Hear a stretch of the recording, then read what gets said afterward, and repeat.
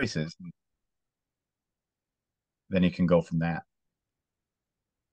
All right. So I'm not going to focus a lot on these image tools, Midjourney, Dolly, but I did want to have it in the slides. So there's a Dolly prompt book that gives you some suggestions on how to get it to do what you'd like, to create the images that you'd like. Is another example of how important the prompt is. The prompt is on the one side of your screen, and the images that were created were on the other side. Um, so, this is I think part of the challenge, and this is what we're going to want from our students. It's going to be a new skill that they're going to need to do. Is just like when we were learning how to Google things and get what we want and be efficient with our time and efforts. It's going to be the same thing with uh, these other tools like Midjourney. So there's the example for Midjourney. All right, so transformative, and this is where it gets a little bit emotional. How will this new technology impact education? So if you could, again, another question in the Slido, if you were on the Slido before, it should come up for you automatically if you didn't exit out of it, or you can go back into it. You can scan the QR code or go to slido.com and type in that number. And just asking for one word here. Finish the sentence, change is, and we should see what some people type it up. And these are anonymous, I believe, is the setting that I usually put on these things. Um, at this point, at the last one, I think I haven't put your names on it, or it might not be anonymous because it's tools and other things that we want to talk to people about. Um, this is more of an anonymous. Change is powerful, change is exciting, change is necessary. I think scary. Yeah. I think change is all these things, right? It's never just one thing happening, whether we like it or not. That's the other thing I think that we have to realize is that whether we want to put our head in the sand about these tools, the kids know about them and the cat's out of the bag right there for sure. Um, and I think about challenging things like was just put up there. My daughter running her 5K this morning was challenging, right? But she had a great time. This like 22 something. I was very happy with how she performed, and she needs to do hard things to get better. So sometimes challenges are good. I think that's a great summary of all the different things that we can see from change, and this changes the transformativeness of the technology. I can imagine being a math teacher, and maybe some of you are have a long enough career where you can remember when calculators first came into school.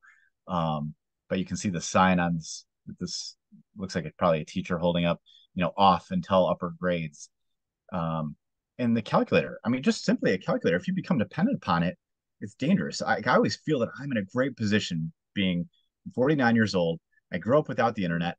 I know how to do things without it, but I'm also was young enough to adopt it and embrace it. So, it's like if you just become dependent upon it, it can be very dangerous. But when you can harness it for good, that can be a great thing.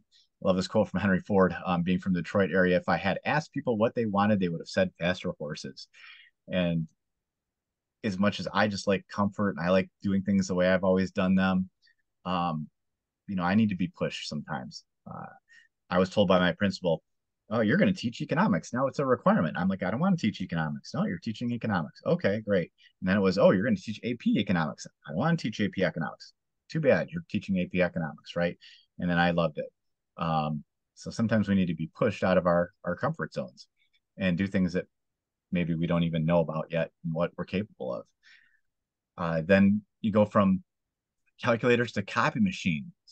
I didn't realize copy machines were a big issue, a big concern about how that was going to just totally ruin um, authors and publishers and everything was.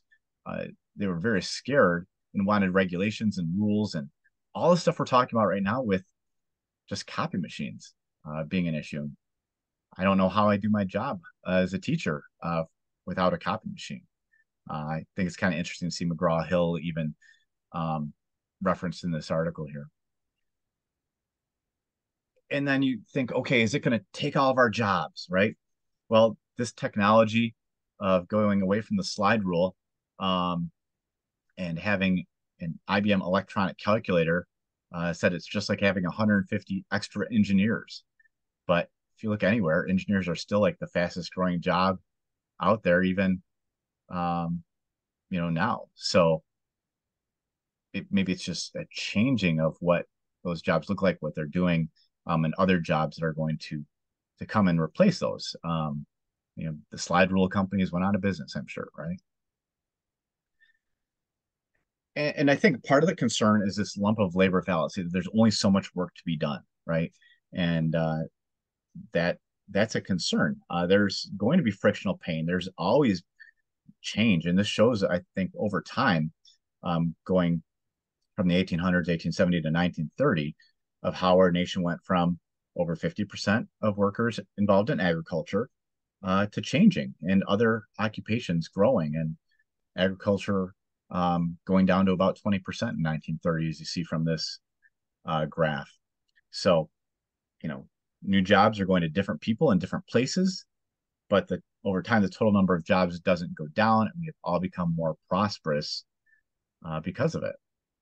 And I love to show students and teachers this graph. It's just all employees, total non-farm over the years, right? So you can look at this graph, and I don't see a big drop when personal computers came. I don't see a big drop when the internet started. We still need workers, and it's been growing over time. It's more so financial things in the financial system that have caused any of the dips that we've seen over time. So this is the concern, though. It will impact a lot of different types of jobs. A lot of different people will have their work impacted, all right, by this technology. So, which two of these jobs that are listed here do you think will have a high exposure to this AI type of technology, GPT? And we've got automotive repairers as a choice, accountants, stonemasons, cooks, or blockchain engineers. Which jobs are going to be most exposed to GPT? It's just a guess. I don't expect you to look it up or anything like that. But let's see what we think.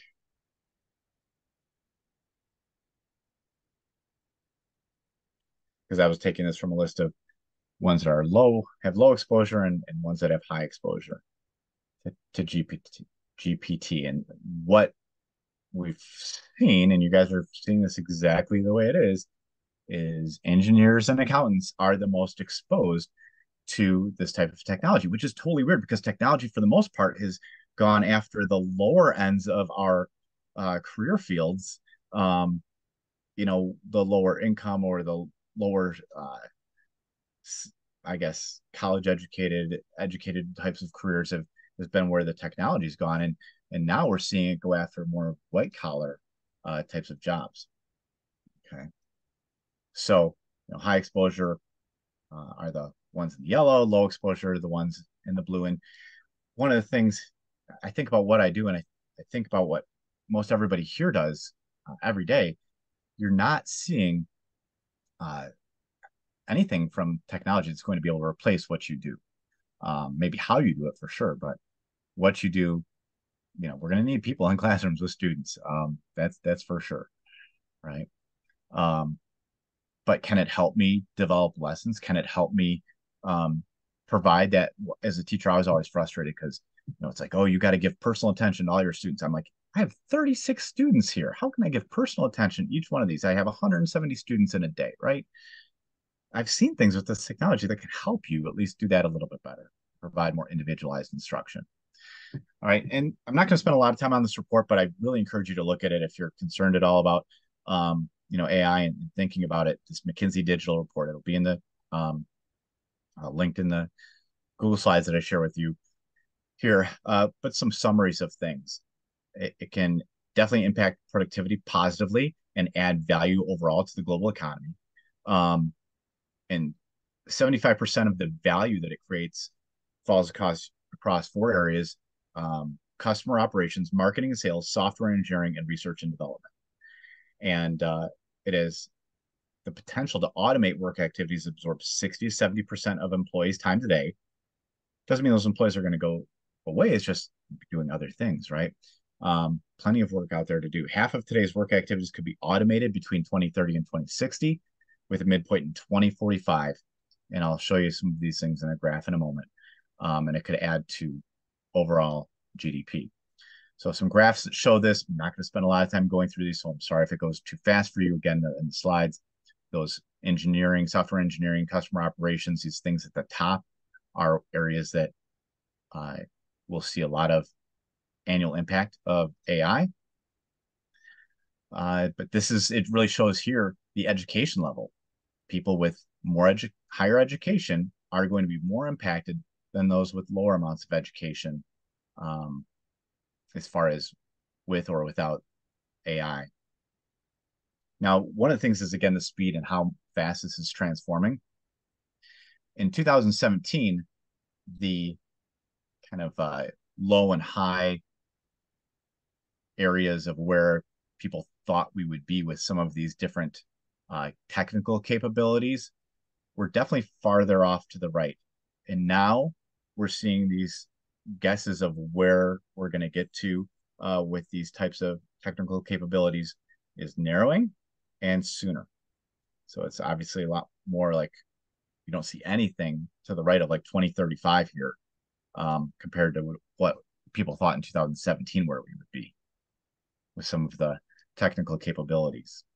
So this is a nice visual that shows you kind of the midpoint in 2017 versus the midpoint updated. So it goes, I'm just going to go back a slide here and just show you that change from about 2050, just past 2050 to more toward 2040 for kind of midpoint of early and kind of late scenarios of automation with time that it can automate spent on current work activities, right? And like I also said, it can contribute to productivity growth if labor hours can be redeployed effectively. And I want to stress that this doesn't say, oh, it's going to lead to productivity growth. It's if labor hours can be redeployed effectively.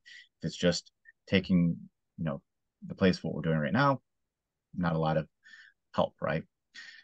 But focusing on that, redeploying labor hours more effectively, this could be the difference between life and death, right? So we've got the doctor who now has AI that can help create his notes for his charts and frees up 20% of his time. Now he can see more patients, diagnose more things, and help people live longer and healthier lives because of something like this. Video we're not going to play here for Sal Khan talking about, again, the changes and how to look at the changes in education with AI. But it's going to cause change. We've already seen it in the Kenyans who write essays for U.S. college students. The first casualty of the AI revolution. I've seen a lot of articles about this. The Kenyans who write essays for U.S. college students, their income per month decreasing to about a third of what it was before. I didn't know that was a thing before AI, but apparently Kenyans are writing college student essays. But should it be the Wild West? Should we just let it be and let it go wherever? I love this visual here where you look at the shovel with the wheelbarrow and then you look at the backhoe, and the development of the backhoe likely caused a lot of construction workers to lose their job. No, yes, I don't know. Maybe they were just redeployed to do other things. Maybe there was more work that could be done. I don't think we saw lack of need for construction workers.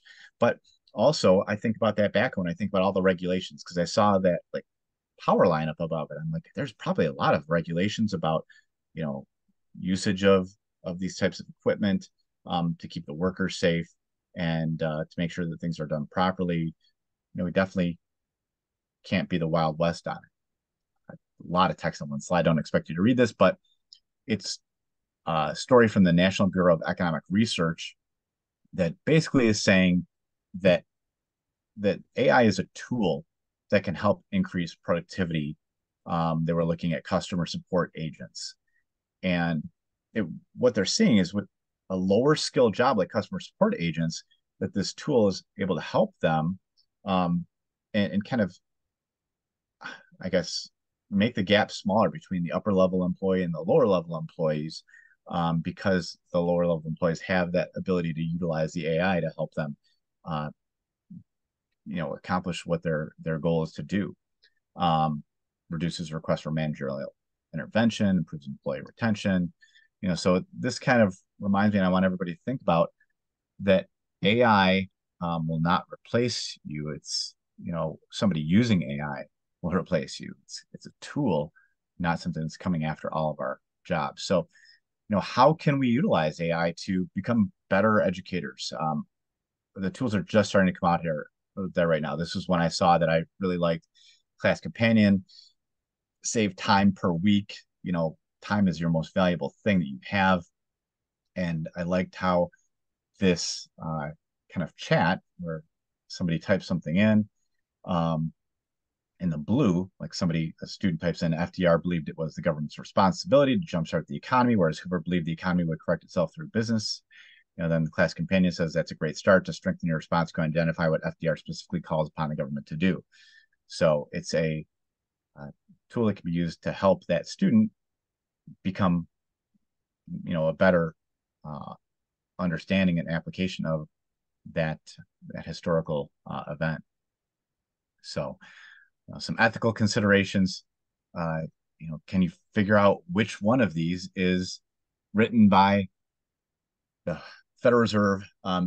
Education is what the FRED team is here. It's Federal Reserve Economic Data, um, and they write this blog, and it's usually fairly short. And I just cherry picked a little bit of it.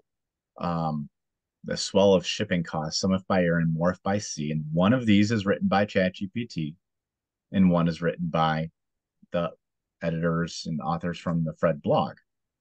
So you've got A and B. So look right now, decide which one you think is written by human beings.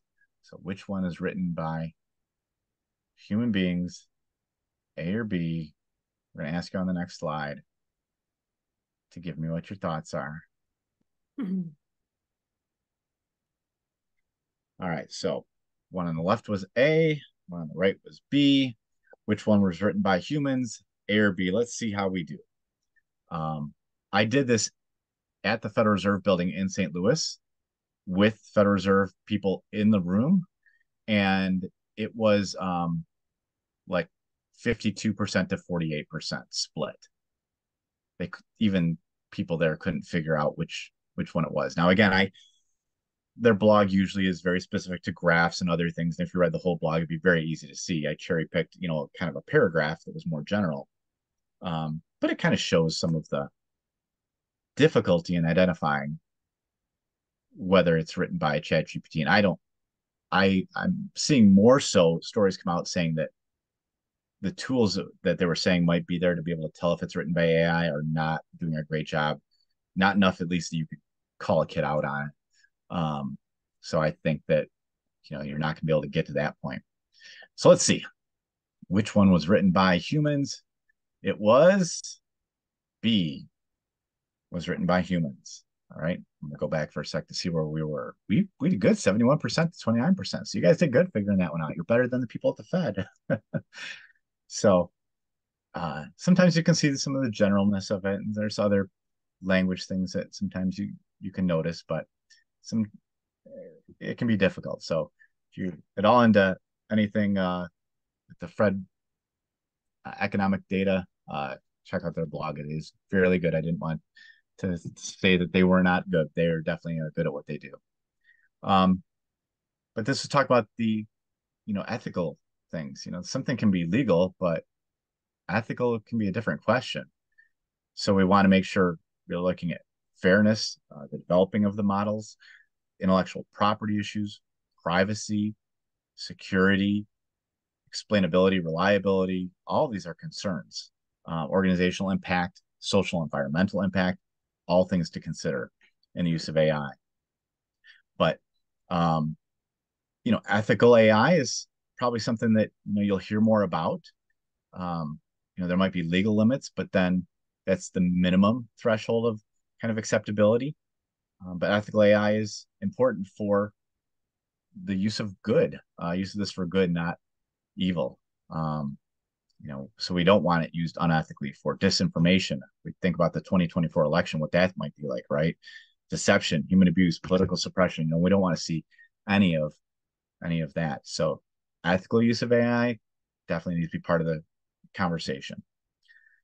Derek, we have a comment in the chat, and Yeah. so maybe we want to address it really quick. So Okay. Nate had a comment about getting experience at reading AI writing, and so maybe we want to comment on having students start having some experiences in reading AI before they're sent off into the real world, right? Because they're probably going to have these experiences in college. It's kind of like, I mean, Wikipedia started coming around right when I started teaching, and I remember thinking like it felt really overwhelming when my students started using it, and I didn't know how to handle it because my mentors didn't know how to handle it.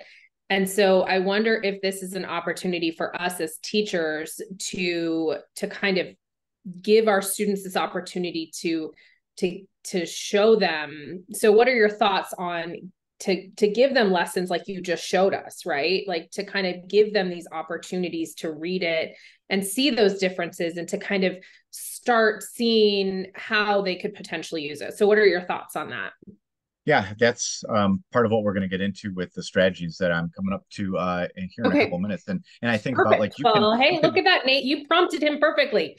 you can and some of the things that come to my mind right away just to highlight, and you might see them in some of the strategies, is uh you go to the chat GPT and you have it create something with the mistake and have the students find the mistake, Okay. or give the students a response and say, write the prompt that you think that created this response from chat GPT, or tell it, um write a paragraph about this and make two mistakes. Have a student try to highlight or underline those mistakes. So, Yeah.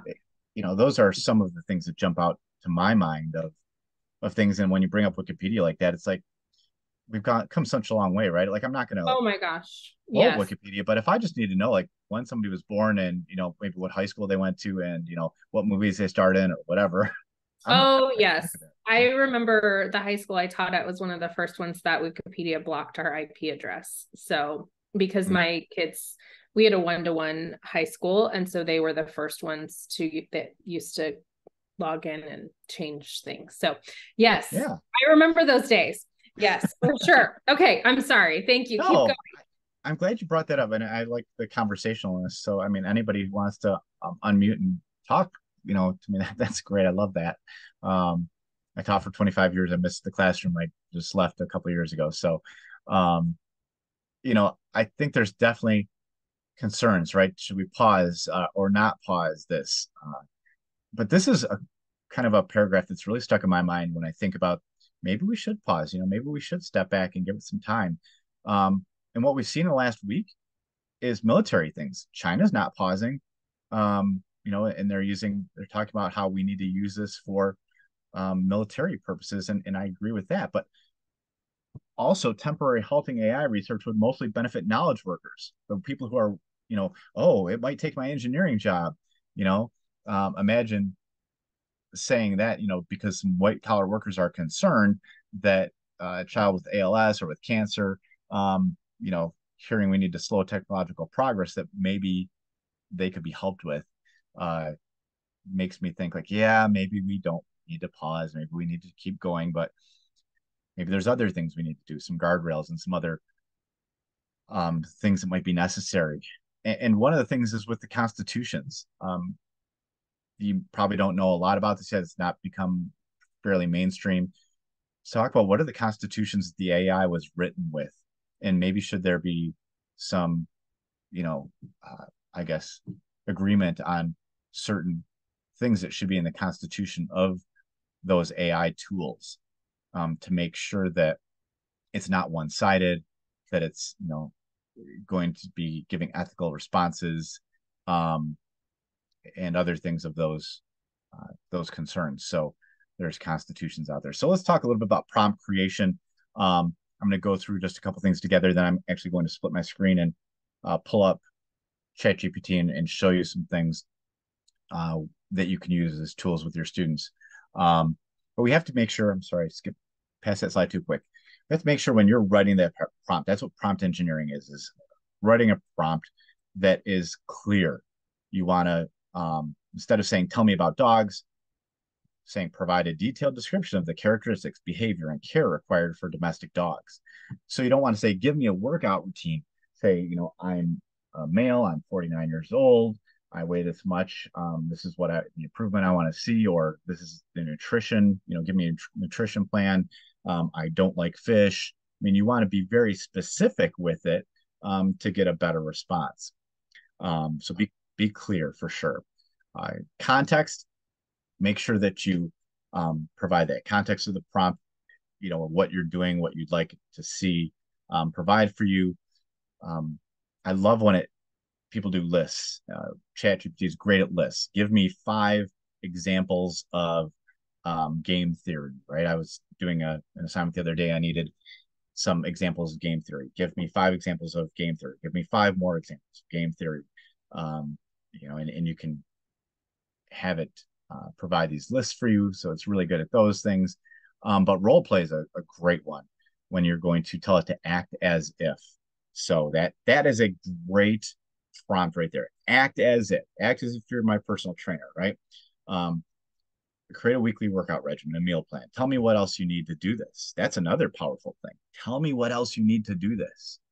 Because the bot will then ask you for your age, your height, weight, dietary restrictions, health goals, things that you might not have thought about that will help it give you a much better response than just if you asked it for a workout and meal plan.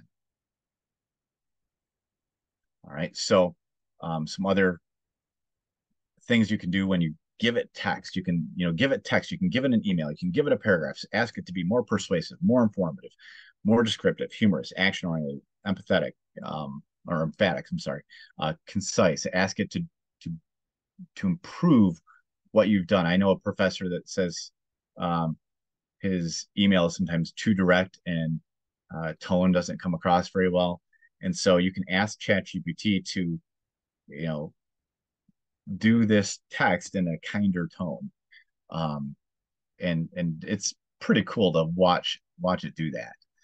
All right. So this is what a lot of the slides we'll be seeing here at the end. Strategies and examples. So ask students to create a prompt that may have generated the provider response. So you go to ChatGPT and provide students the response to your ChatGPT prompt, and then it will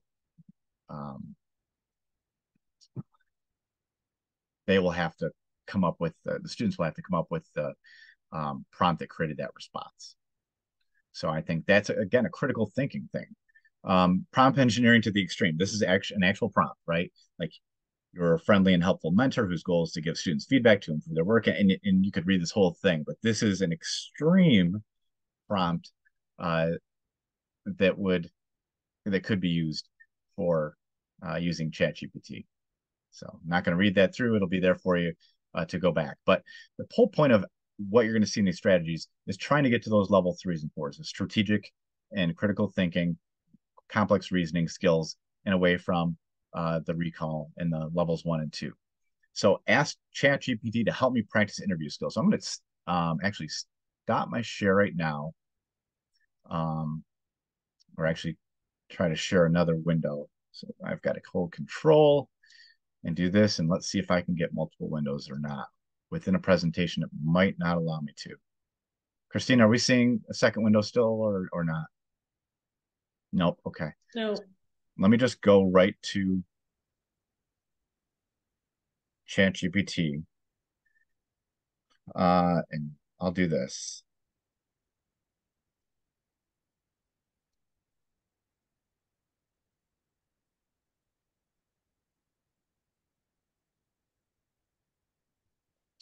What are we seeing now, Christine? I just see your browser window. Okay. One more try. I just have to get out of my presentation, I think, here. All right.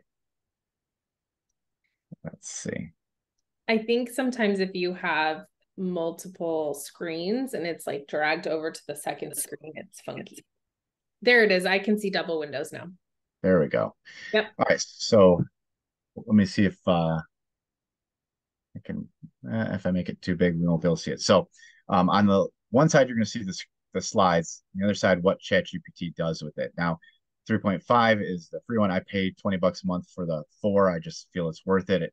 It's 20 bucks a month. That saves me hours and hours and hours, and time's very valuable. So I don't mind paying the $20. So debate with ChatGPT, which I think is going to be important because everybody's in such their silos these days with how they feel about things. So I'm asking it to debate a topic with me. I want to take the opposite stance. Wait for my response before continuing to debate with me. So I put this in there and say I feel increasing the minimum wage is harmful to the economy and decreases employment. You can see what ChatGPT does with that. All right. So it takes the position that an increase in the minimum wage can be beneficial to the economy and does not necessarily lead to decreased employment, and provides an argument. Um, Providing all of them. I should have said, instead of wait for my response, um, to give me one response at a time, probably as well. Um, so it gives me a lot. Usually it's a lot shorter than that. And it would give a different response every time. If I type this in there again, it would give me a little bit different response. Um, so then I would go through and probably argue one of these points, and it would go back and forth with me about that specific thing. All right, so there's one strategy. You can ask it to help you practice interview skills. So I'm going to try this one in here. And what I'm not starting a new chat just because I know it's not going to provide a weird response to this, and I'm just trying to be efficient with our time. But you can ask it to, you can continue that chat. You can go to a new chat and keep going back and forth as long as you'd like with it. But this one, I wanted to act as an interviewer, and I'm a candidate for a high school economics teacher position. And it starts off, and what inspired me to pursue a career in teaching economics at the high school level. Say, I would like summers off. Let's see what ChatGPT says to that.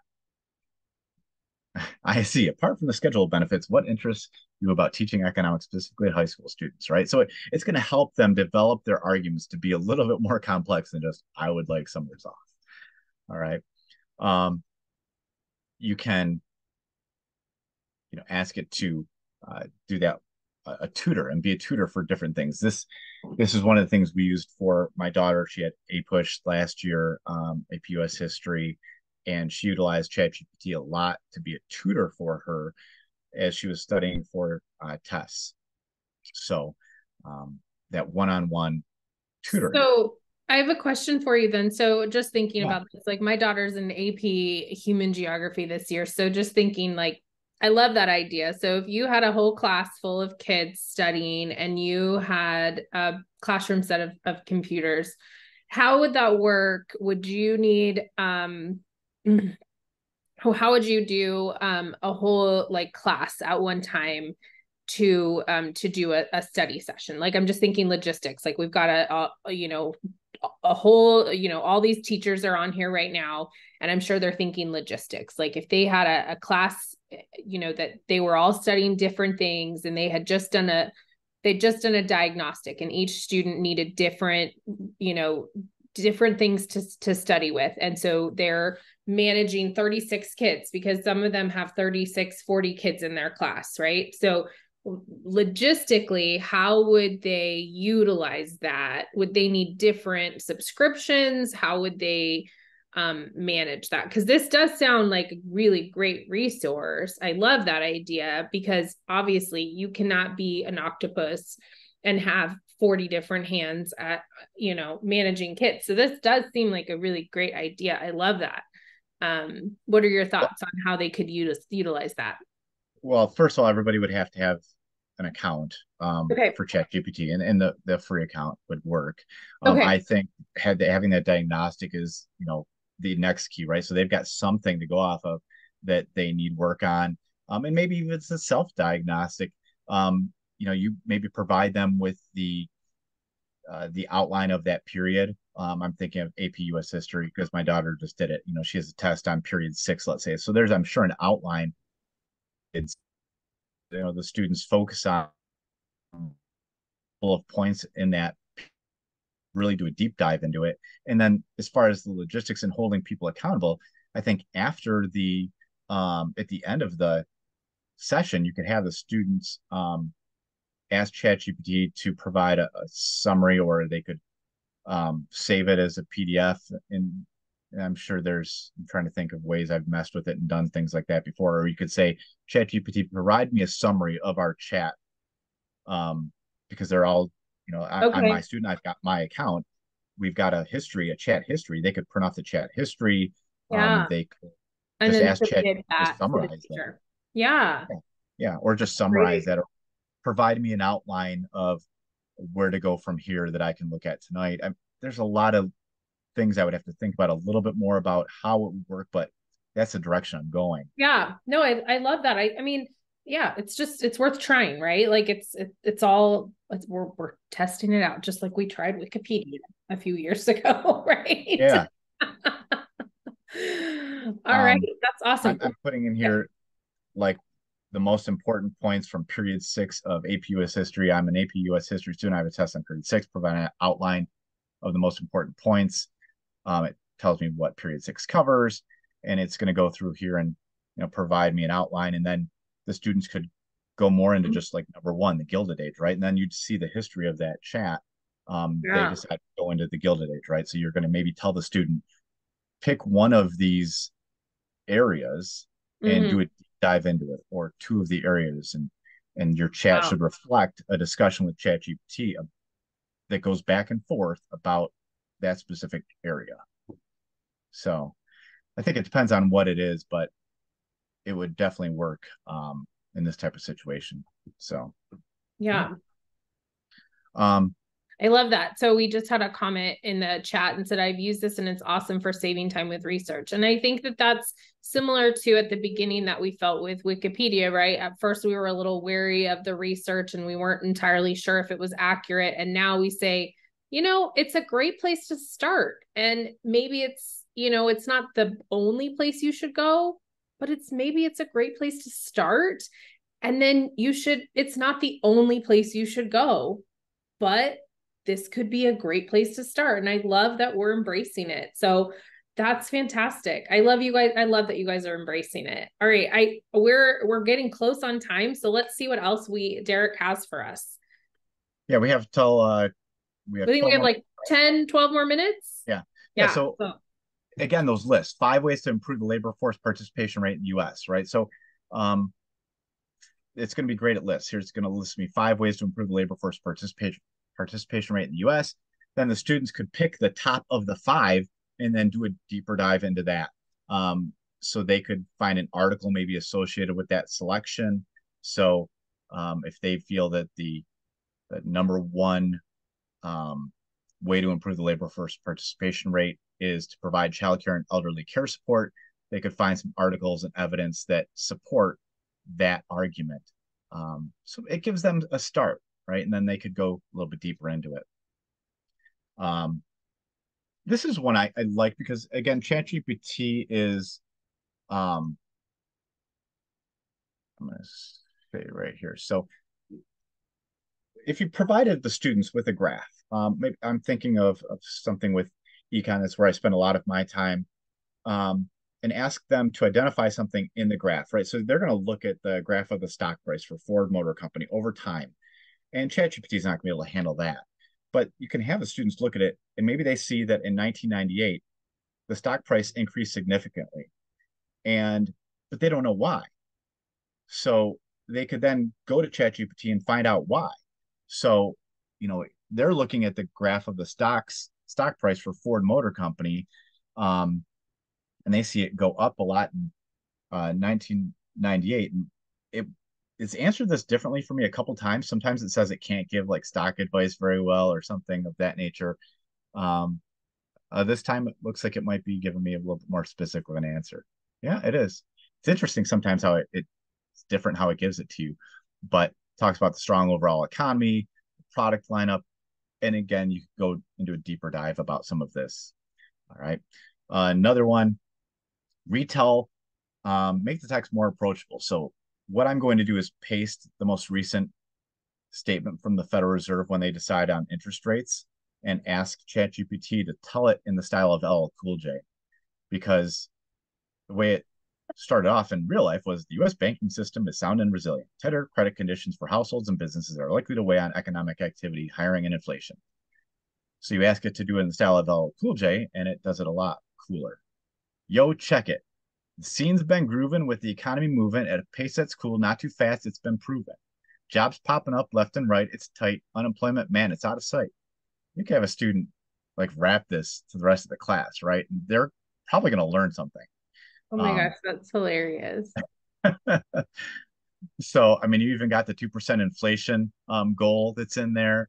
Uh, so think about like that just unleashes something to me. Like you guys are amazing teachers with people in here. You guys can think of amazing uses just with that one little strategy right there to make it more approachable. That's great. I love that. That's great. LL Cool J's hilarious. Also, if our students know who LL Cool J is, that just warms my heart. Um, that's great. Also, Well, Travis Scott, you could have him do it in Travis Scott, whatever. if it happens, the previous question though, that it says it can't give stock advice and it doesn't answer it, I think that's also a learning opportunity where we go back and we say, see, sometimes this isn't the best learning tool. So I think that's also a really great opportunity. So, I mean, what a great tool this is, right? Mm-hmm. I think this is so fantastic. Well, and you can even and I haven't tried something like say I want you to act, and I think I've messed with it a little bit, but I don't remember how it did it. Like I want you to act as if you're FDR, right? So you could take them back in time because this question is about acting as a historian. What if you had Chat GPT like you be FDR, I'm going to be whoever he's running against, or um, maybe a business tycoon of the time, and they go back and forth a little bit. That would be kind of cool, I think, too. But acting as a historian and analyzing cultural, economic, political, social events of the past, and talking a little bit more about redlining.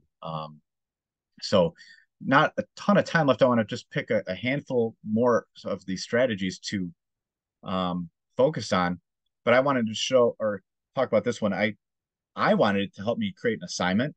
So I'm like, I want to teach kids about auto insurance, but I want them to be like I want them to role play an underwriter because I think if you're the one who's underwriting the auto insurance, you're going to understand auto insurance a lot better. So I asked ChatGPT to provide me a scenario where I need to act as an underwriter for an auto insurance policy and determine the level of risk and cost of insurance. And I asked it to provide it a low risk driver, medium risk driver, and a high risk driver. And uh, see if I can pull this document up for you really quick.